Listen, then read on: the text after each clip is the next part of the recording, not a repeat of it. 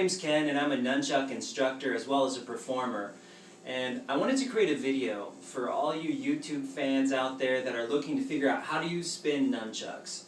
Now the style that I want to teach you is not going to necessarily be combat style. Wham, wham. We're not going to learn how to hit people with it, okay? The style that I want to teach you has more to do with like juggling and circus tricks and visually stunning moves that you can use to impress people or to create this fluidity of motion to make people wonder like, wow, how does he do that?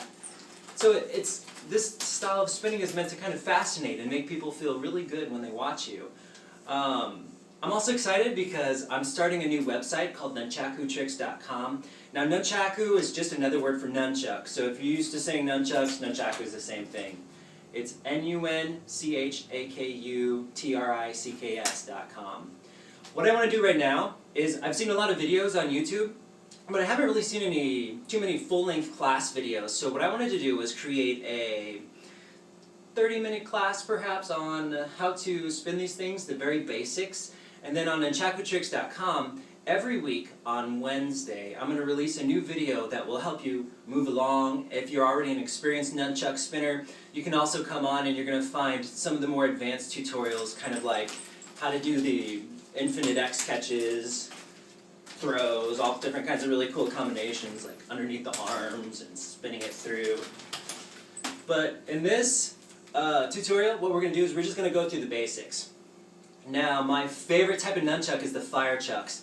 But if you're new to nunchucking, probably the best thing to start with are these foam nunchucks, okay? What I've done was I just bought these foams and then I took some electrical tape and I created just kind of a swirl design just because it shows up a little bit better as I'm spinning them.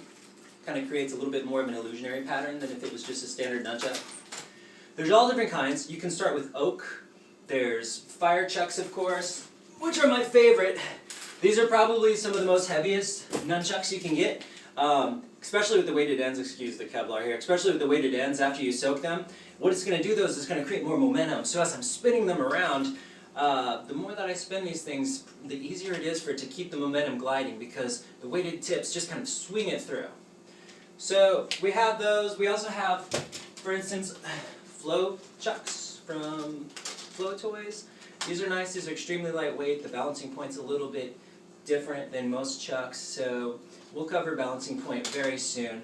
I think the most important thing, though, is when you're first starting out with nunchucks, you could go oak, and that's perfectly okay. Just be really careful because one thing that dissuades a lot of people from really learning these things is injury. And if you're spinning oak nunchucks, and say you're learning a tuck, and you clip that part of your elbow right there, after a few times it's going to really hurt. Really badly. Trust me, this is off experience. The way that I would highly suggest that you learn this is actually to have, well, I mean, my end goal again is using fire nunchucks, but for you, you could start with these and then either move to oak once you get the planes, the spacing down so you don't hit yourself. So get it with this, and then also have another pair, oaks, fire nunchucks, glow chucks. Glow chucks would be good for training too. They're extremely lightweight. They're not too hard on you at all, like if you hit yourself. But again, I recommend these the most to start with. Because if you hit yourself in the face, bam, you're not going to hurt yourself. But if you have an oak one, you might be taking a nice little nap on the floor for a little bit. Alright, so with this, let's get started with nunchuck basics. Now, if we're talking about performance style nunchucks, you're almost always going to hold it up by the chain. You may wonder, well, how high do you hold it? One of the easiest way to find out where exactly you might hold it is you try to find out where it balances. This is the balancing point. Take 2 fingers, figure it out, just hold it up here. The balancing point is basically kind of like the center line of a staff. If you think of a staff and there's a center point, this is kind of where you're also going to want to hold it, right about here. If you have longer chucks, the balancing point may be down here. Most often it's up here, but as you get really good with nunchucks, or familiar I should say, you're going to realize that if you're grabbing below the balancing point, it's going to create a different feel. If you grab above it and you do some throws, it may actually cause it to wobble in the air. So first thing you want to do is find your balancing point, like so. And then you're going to take your grip and you're just going to put it right in the center of there. This is a good, solid fallback for whenever you want to figure out where to grip. Now, there's two different kinds of grips. We're going to just like get straight into the techniques because I think that's the most fun, and even like a little bit of tips, but I definitely want to cover this here. This is called a front grip. The easiest way to tell is the front grip, if you stick your thumb up, it's going to point towards the chain, okay? Front grip, there's more space up front than there is in the back. You have about this much space in the back, all this space in the front. A front grip. A back grip is the exact opposite. If you stick your thumb up, it should point up to the shorter end of the stick. It also would be pointing towards the wick. A back grip is just basically kind of like the backhand in martial arts. Bam! You know, if you hit someone like that, it'd be the same thing with the chuck. Or if you see those scary movies where they got the knife and like, ring, ring, ring, like that, it's like back grip. You like my sound effects? So, front grip, back grip. In most of the cases, we're going to be working with the front grip. So I just want you to kind of take heed and note that. Great. So let's start with some tricks. So there is a lot of moves with nunchucks. And I think that's part of what dissuades people is as you're looking online, there's often like not a whole lot of step-by-step, well, okay, I learned this move, now what do I do? Where do I go next? So what I'm hoping to do with these subsequent videos is to kind of create a path to help you along your way. I'm going to start with just a few moves here, some of the most basic moves, and as the videos go on and on, we'll just keep adding more to it and more to it. I'm going to start with just a simple concept. The concept is, this is a figure 8, and depending on where I stand, as opposed to the camera, is going to create a different effect. As if I stand here, if I stand here, or if I stand here. Here you'll notice it looks more like a circle. See? It's like I'm creating a circle here and a circle there. Circle here, circle there. Here, kind of looks kind of off. I can't quite describe what that is. Somewhere in between a circle and an X. And when I'm standing here, I'm creating an X pattern. Especially if these were on fire, if these were glowing, you're going to see these slashing X marks. So I think the first thing that I want to go over is, if you ever intend to be a performer, you want to be very aware of something called planes. Planes is like an invisible wall. Like if you were a mime, right now, this camera, as opposed to me, this would be the wall. This is the wall plane, right here. I kind of almost create a two-dimensional space, and I spin along this imaginary wall. So as I'm spinning, I create a lot of circles right here. See that? And you may wonder, well, how can I practice planes at home, or how can I make like this straight wall? Well, anytime someone is watching, wherever you're standing and wherever they are, you're going to imagine that you create this perpendicular wall right in between you two. So if you see that person, that's a line, and then you make a perpendicular wall across, and that's going to be like the wall that you're going to spin across. If you're wondering how to get it straight too, you can actually practice against real walls. When you're at home, say you're just practicing this upward swing, if you stand against the wall at home, you can just practice moving your hand up and down, trying to keep it as flat as possible. As you'll notice, as you go up and down, you're actually going to have to adjust some of the angle a little bit. From here to here actually requires a different type of a swing, and it's very subtle.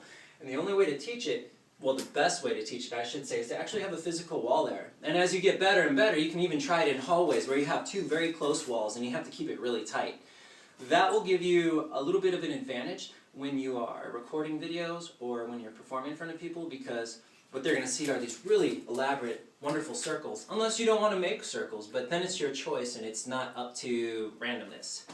Without being aware of your planes, you're never going to be quite sure if you're creating a circle or an X or something else that may somewhat look sloppy, even though it may not be at all. It just could be your facing.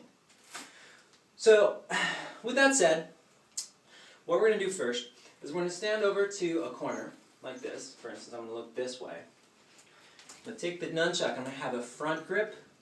I'm going to touch the opposite side, right here. I'm going to touch the opposite side, so it's going to be my left waist. I'm going to tap it over here.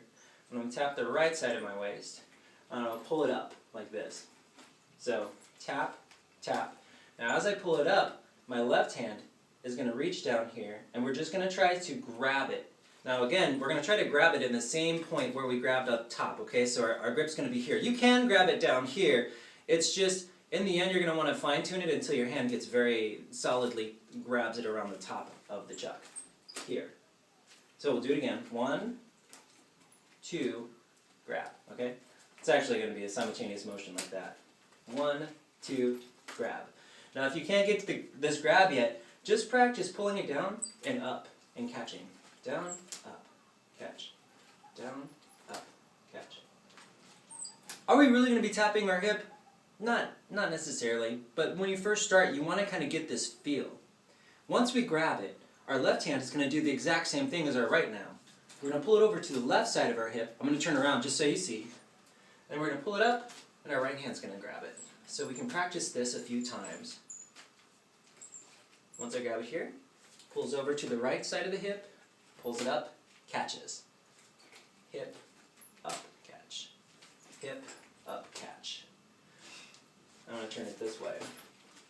Hip, up, catch. Hip, up, hip, up, hip, up. Now once you get this flow down, you could spend like 5-10 minutes just working this flow. Once you get it down, stop touching your hip. Now we're just going to roll it up like that.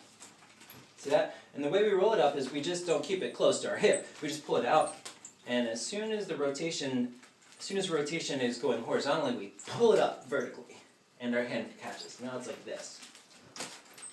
Across, up, across, up, across, up, across, up. Now there's one more trick to this move, and that is if you are performing once again, you can add an extra rotation as you're going up. So it'd be across, up, across, up, up. Why? Because more circles look better. That's why. If you're spinning fire, you have circle, circle, circle. It just has a very pleasing effect to the eye because it looks like you're pulling a circle up before you grab it, and then you switch sides. Like that. So now we have this move, and you may only be about this far in it, and that's perfectly okay. Just keep working it until you feel more comfortable and you can put in those spins.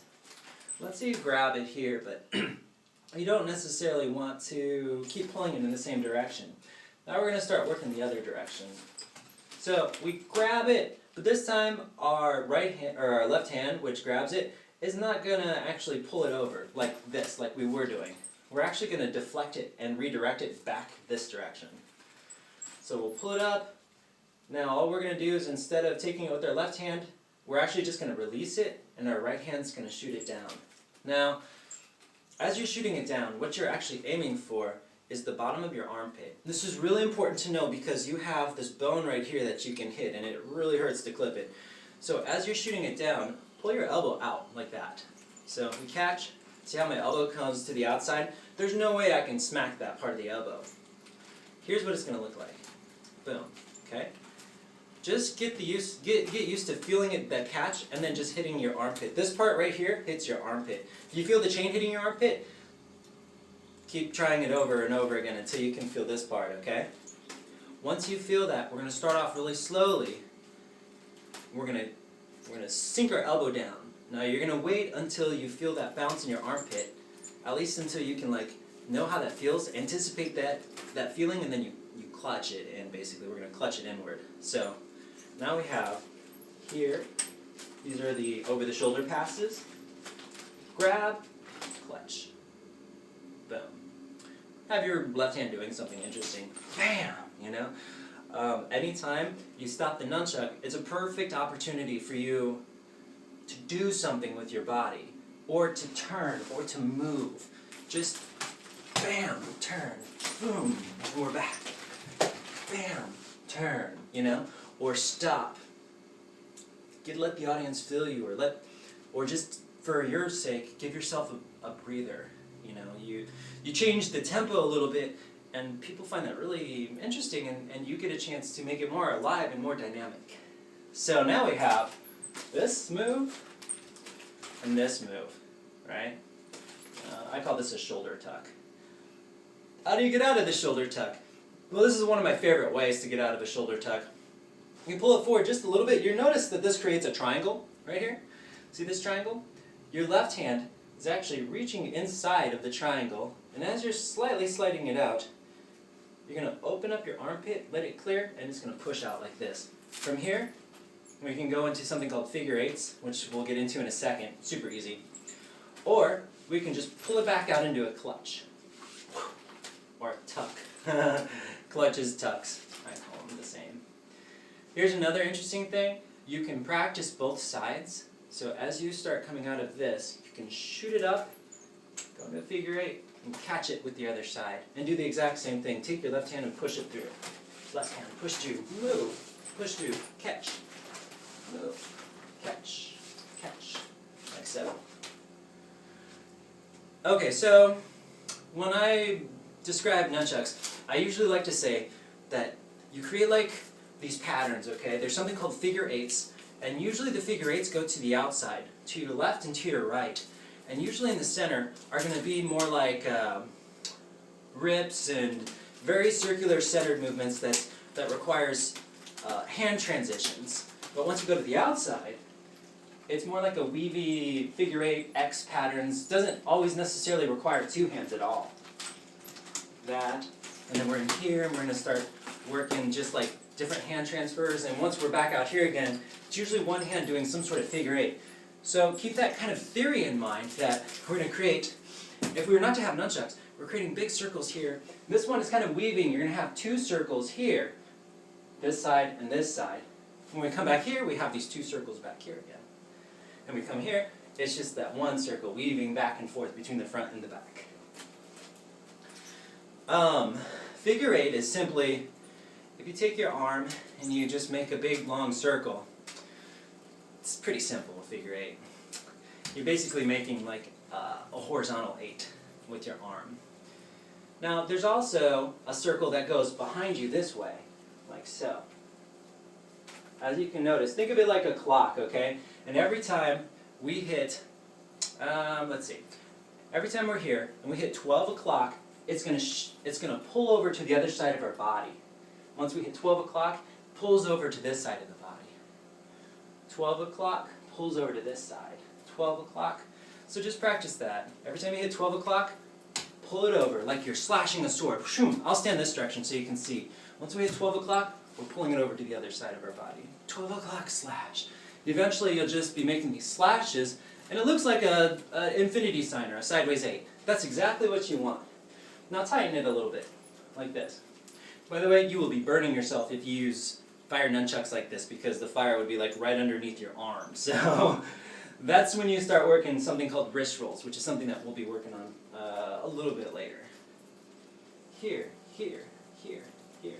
Now we're going to stop, and we're going to turn it around, and we're going to do it on the other side. Slash, slash, slash, slash.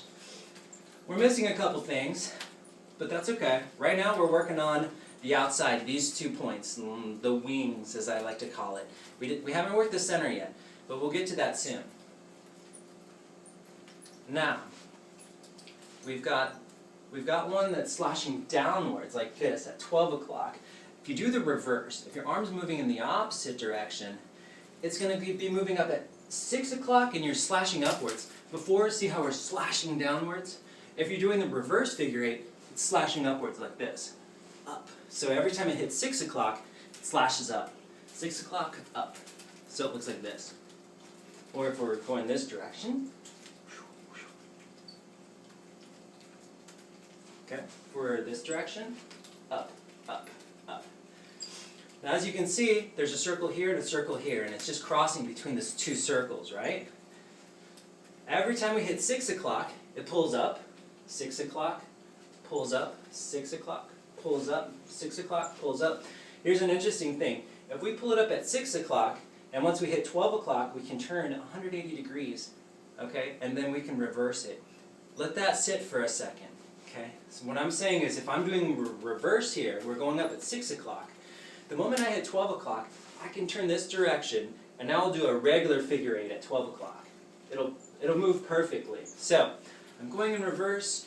Every time I hit 6 o'clock, I'm pulling over to the other side. There's 6 o'clock, pulling it over.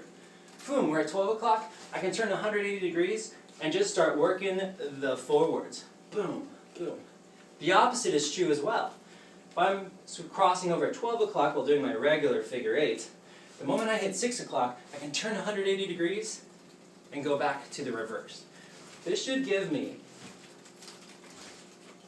This should give me access to both of these points while skipping the center point, okay? Which is going to be the next thing that we're going to get into. This may take some time to learn, but I'm telling you, this is like the core, because what you're doing is you're opening movement. You're opening your ability to be able to move across your room doing figure eights. Like, you probably may not be able to see this well, but you'll be able to move back and forth with figure eights all the way through, and once we add the wrist rolls, it's going to create so much flair and so much variety.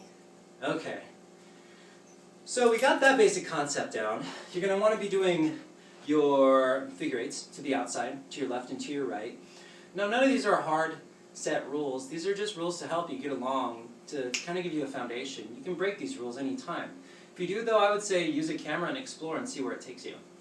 Alright.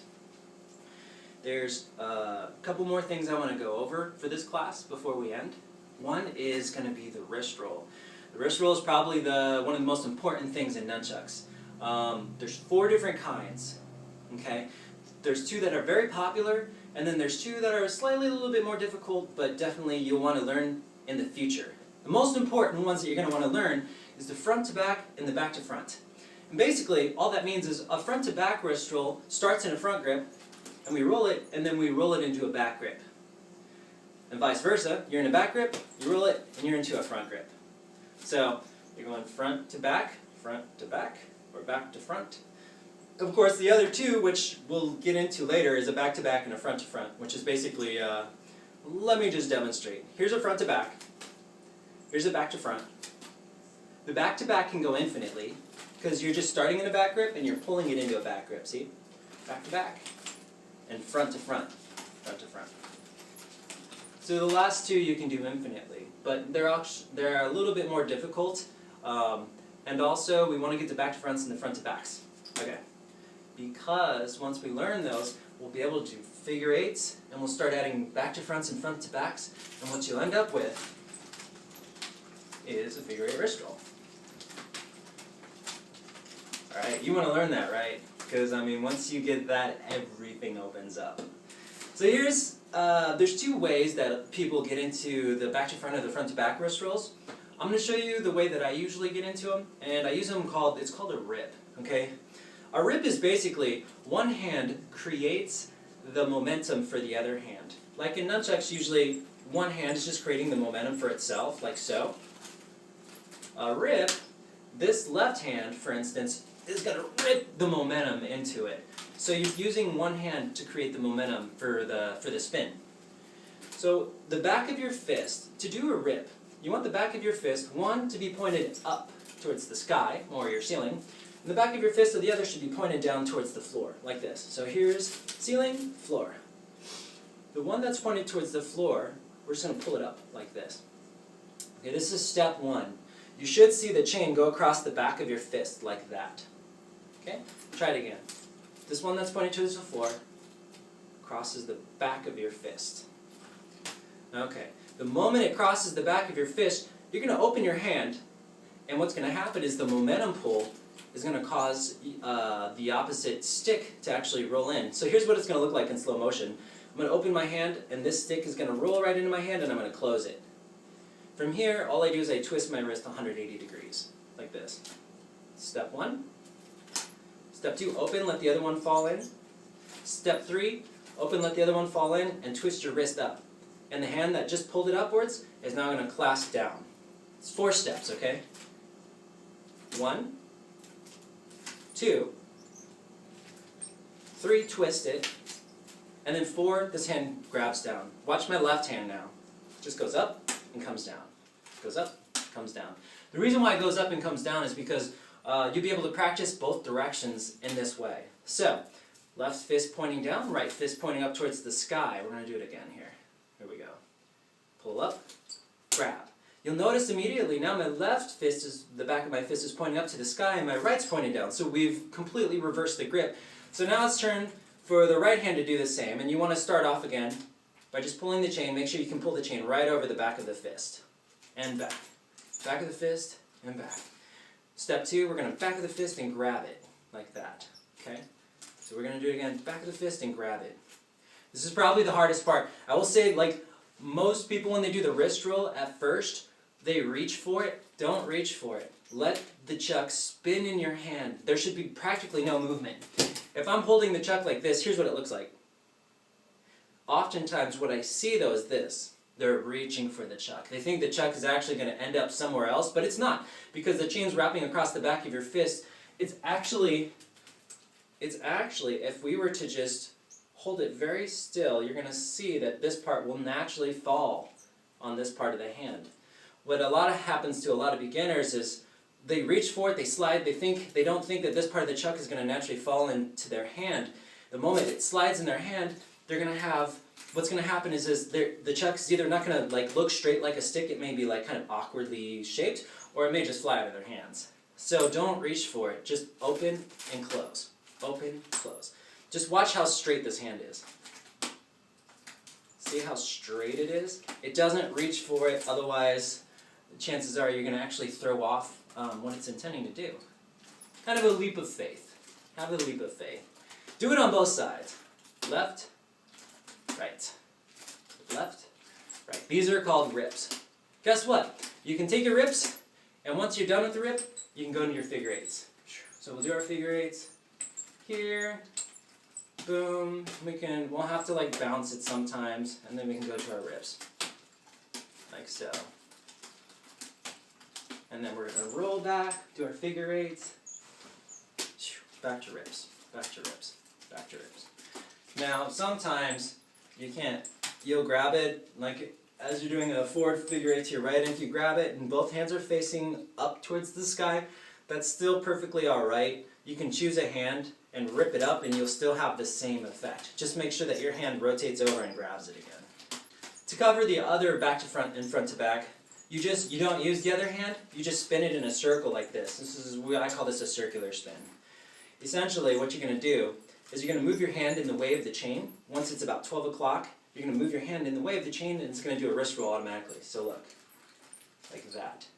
The only problem with this move that I find is it's kind of tricky to keep the momentum going. Like with the rips, it stops and you can redirect. In this one, you have to find a way to redirect, and we haven't quite gotten to the figure eight wrist roll yet. So what you can do is, once your hand goes up to 12 o'clock and you do the roll, see if you can just keep it spinning like that.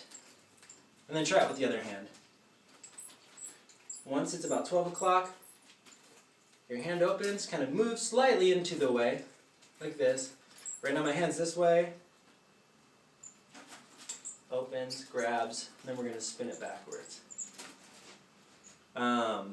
Once you're in back grip, you're going to have to reverse it, okay? Here's what I mean. If we're doing a front grip here, and we're going counterclockwise with right hand clockwise, we do the roll, we have to stop it for a second, and then we have to redirect it in order to go back. Like that. With rips, we didn't really have to do much because the hand grabs it and it automatically redirects it. But with these one-handed ones, which you may find easier, some people find rips easier, some people find this easier. It's totally up to you, whichever one works best for you. But essentially what you're going to want to do is be able to roll it through your wrist, both hands, both directions. And next video, maybe we can get into the figure eight wrist rolls. That'd be great. So again, right now, just practice your figure eights here, rotate it, figure eight here. As we're doing a reverse figure eight, we can bring this into effect. Boom, boom, boom, catch, clutch, boom, hand goes through, boom, and all of a sudden we're doing our figure eights again, and we can move with it, boom, boom, catch, rip, rip, rip. That's all we got right now. But as you can see, it's like you've got a really good foundation to start with, and we are going to build off that like crazy, and you're going to end up with all these really awesome combos. Now, if you have any more questions, please feel free to send me a message. My name is Ken Hill, of course. Visit the website, www.nunchakutricks.com. It's going to be your resource to learning these things from beginner to advanced. And again, send me a message, drop me a line, let me know what you think. Happy chucking.